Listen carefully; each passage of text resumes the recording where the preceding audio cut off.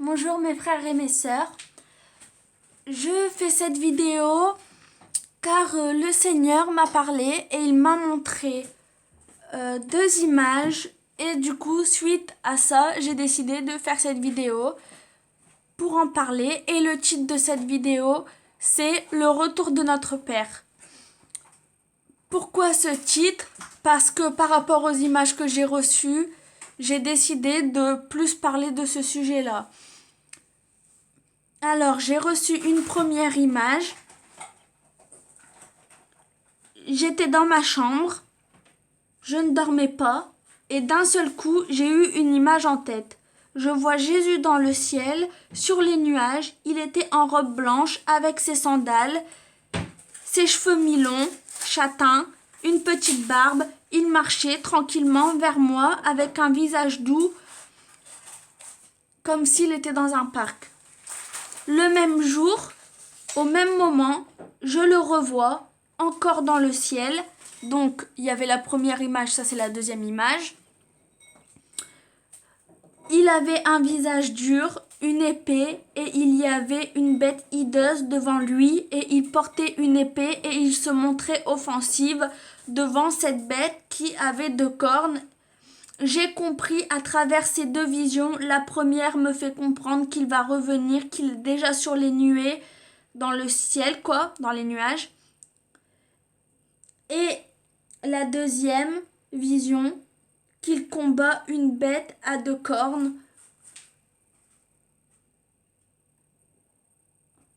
Voilà ce que ça me fait comprendre la deuxième vision. Donc, pour la deuxième vision, je vais faire une vidéo aussi, une prochaine, pour en parler. Ça sera le nouvel ordre mondial, le titre de la vidéo. Et là, je vais me spécialiser vraiment sur ça, sur la vidéo que j'ai vue avec Jésus devant la bête. Là, on va parler seulement de son retour. Donc, je ne vais pas m'attarder plus sur ce sujet. Donc, le Seigneur m'a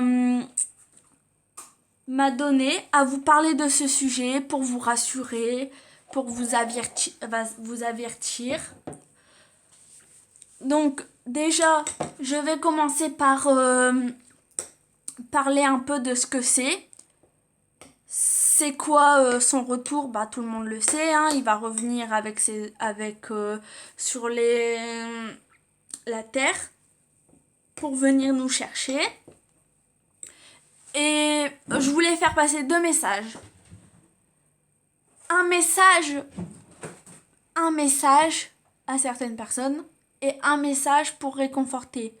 Donc le premier message, c'est ceux qui disent que le Seigneur, parce qu'il y a une polémique là-dessus, que soi-disant le Seigneur reviendrait pendant les tribulations. J'ai juste envie de vous dire calmement et gentiment, asseyez-vous, posez-vous 5 minutes et réfléchissez à votre bêtise. Réfléchissez à ce que vous dites. Parce que, et vous vous rendrez compte, si vous vous posez et que vous réfléchissez, vous vous rendrez compte que c'est le Seigneur, enfin, moi, mon Dieu à moi, qui est miséricordieux, qui est amour, va pas permettre que je subisse la marque de la bête, que je subisse l'antéchrist, l'antichrist, et les étoiles qui tombent du ciel, les tsunamis, les ouragans, les tremblements de terre. Parce qu'il paraît, une personne m'a dit un chrétien m'a dit qu'il va y avoir des trous de 3 mètres, qu'on peut tomber dedans.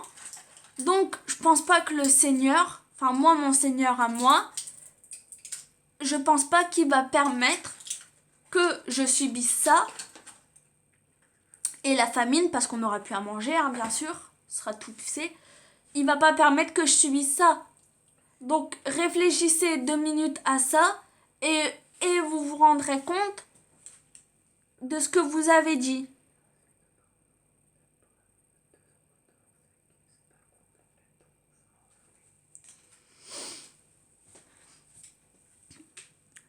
je vais donner un conseil aussi pour tous ceux qui sont comme moi, qui se désespèrent, qui en ont marre, parce que j'entends des frères et des sœurs qui me disent j'ai envie de mourir, j'en peux plus, vivement la fin, ce genre de choses. Moi aussi je suis passée par là, moi aussi j'ai dit tout ça. Mais je vous dis, confiez-vous en l'Éternel. Il a dit, si vous êtes fatigué, chargé, venez à moi, je vous donnerai du repos. Et sachez que vous avez des frères et des sœurs. C'est vos amis, c'est votre famille, les frères et les sœurs. Et vous avez aussi des gens dans votre entourage. Bien sûr, si c'est des gens qui sont des gens de paix, bien sûr, dans votre famille, tout ça. Par contre, si c'est des gens, parce que ça existe des non-croyants qui ont une grande sagesse, donc confiez-vous à eux, et heureusement le Seigneur nous a mis ces personnes pour nous quand on a des coups de mou, quand on n'est pas bien. Donc confiez-vous à eux si vous en avez marre, si vous avez des doutes. Alors, je vais lire un passage de la Bible. C'est dans Apocalypse, chapitre 3.11, verset 3. Je sais pas si vous avez la même version que moi par contre, mais moi je vous lis ma version. Lettre à l'église de Sardes. Écrit à l'ange de l'église de Sardes. Voici ce que dit celui qui a les 7 prix de Dieu et les 7 étoiles. Je connais tes œuvres. Je sais que tu passes pour être vivant, mais tu es mort. Sois vigilant et affermis le reste qui est sur le point de mourir, car je n'ai pas trouvé tes œuvres parfaites devant mon Dieu. Rappelle-toi donc comment tu as accepté et entendu la parole. Garde-la et repens-toi. Si tu ne restes pas vigilant, je viendrai comme un voleur, sans que tu saches à quelle heure je viendrai te surprendre. Cependant, tu as à Sardes quelques personnes qui n'ont pas souillé leurs vêtements. Elles marcheront avec moi en vêtements blancs parce qu'elles en sont dignes. Le vainqueur sera habillé de vêtements blancs. Je n'effacerai pas son nom du livre de vie, et je reconnaîtrai devant mon Père et devant ses anges que celui qui a des oreilles écoute ce que l'Esprit dit aux églises.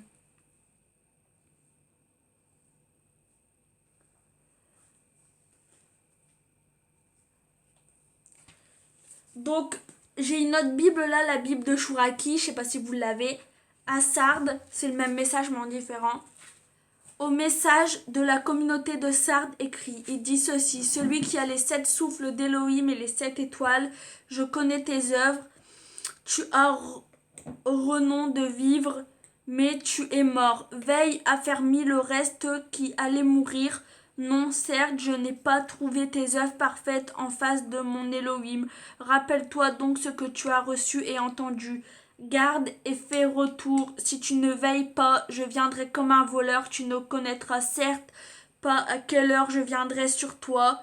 Mais tu as quelques noms à Sardes. Ils n'ont pas souillé leurs vêtements. Ils marcheront avec moi en blanc.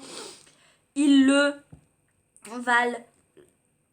Le vainqueur sera ainsi vêtu de vêtements blancs. Je n'effacerai jamais son nom du volume de la vie. J'attesterai son nom devant mon Père et devant ses messagers. Qui a des oreilles, qu'ils entendent ce que le souffle dit aux communautés. Donc cette parole, je l'ai lue en plusieurs versions. Version Jérusalem, version moi. Version ma Bible à moi. Et cette parole, en fait, c'est en rapport avec son retour.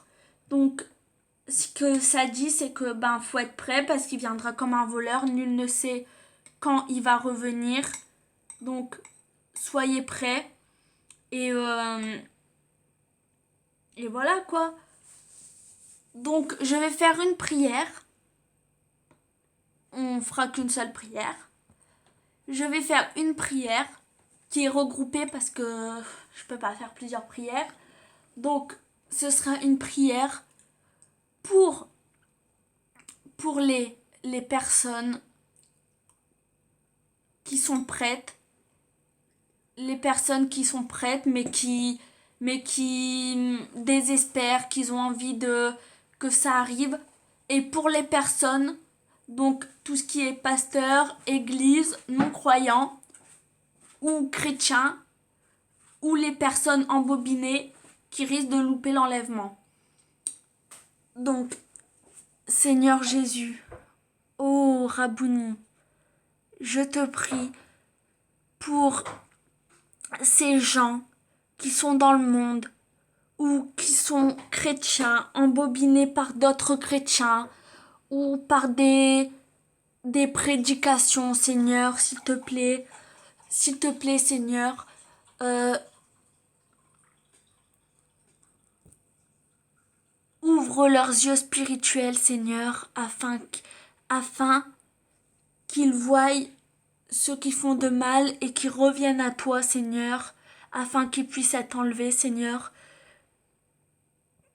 Tout, toutes ces personnes qui sont pas croyantes, qui sont dans l'addiction, Seigneur, les jeux d'argent, l'alcool, euh, l'ésotérisme, s'il te plaît, Seigneur, amène-les à toi, afin qu'ils puissent connaître l'enlèvement, Seigneur.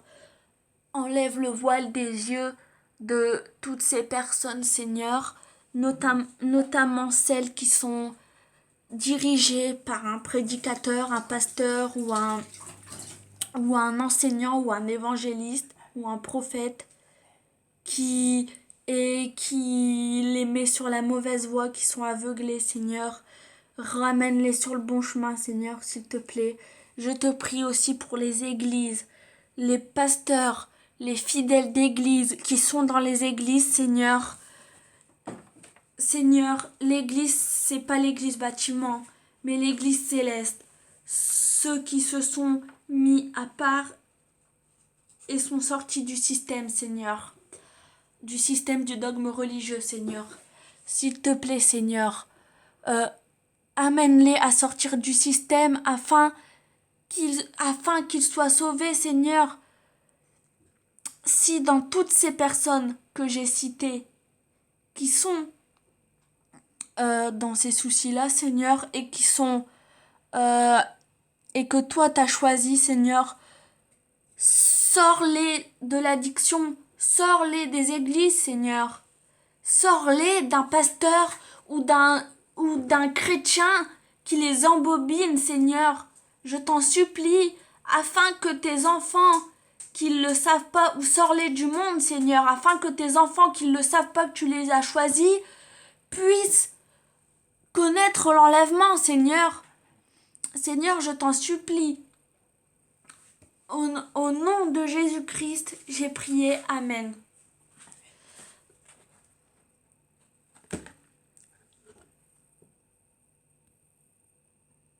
Donc maintenant... De quoi?